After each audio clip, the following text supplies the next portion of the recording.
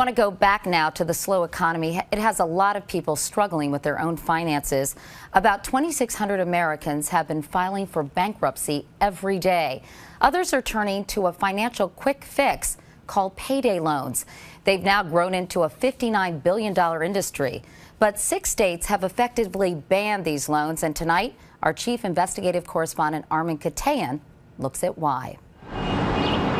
Today, there are over 23,000 payday lending stores in the U.S., more than Starbucks and McDonald's combined, providing 19 million American households a quick way to make ends meet.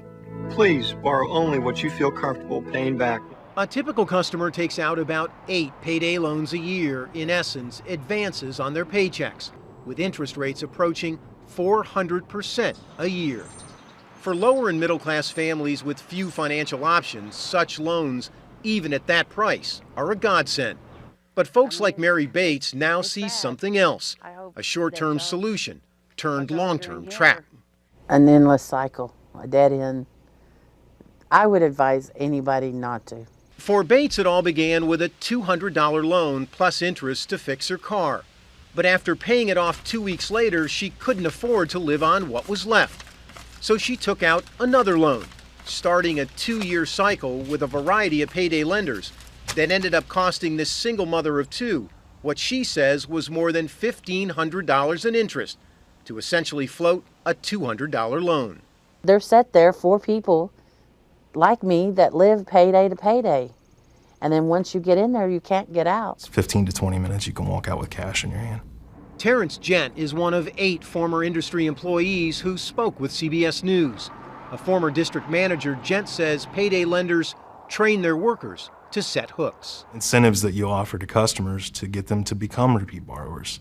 Like take out 5 loans, get the 6th one free, or offering cash to managers of low-income apartments to refer desperate tenants.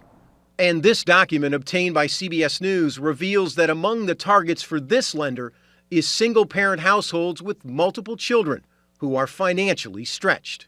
We had people all the time that would come in and take out a loan to pay their retainer fee on their lawyers to file bankruptcy. Just look at the industry's own website. We discovered that 2 of the customers profiled here actually declared bankruptcy, partly due to multiple loans from payday lenders. The service is very transparent. There's no fine print, there's no hidden fees. Did you know that 2 people on your website have subsequently declared bankruptcy, and they listed payday lenders as part of the reason that they were pushed over the edge? But I think you'd find that payday lenders would be a small percentage of whatever debt people have when they do declare bankruptcy. It's not the loan, Lindsay. It's the interest on the loan that we're talking about. What happens without the option of taking out a payday loan? Is it better off if they bounce a check? What would you recommend that these people do? I would do without electricity, water, whatever it would take until my next payday, until I could pay. I would not do it. A long-term lesson about instant cash Bates hopes others won't learn the hard way. Armin Katayan, CBS News, Pinnacle, North Carolina.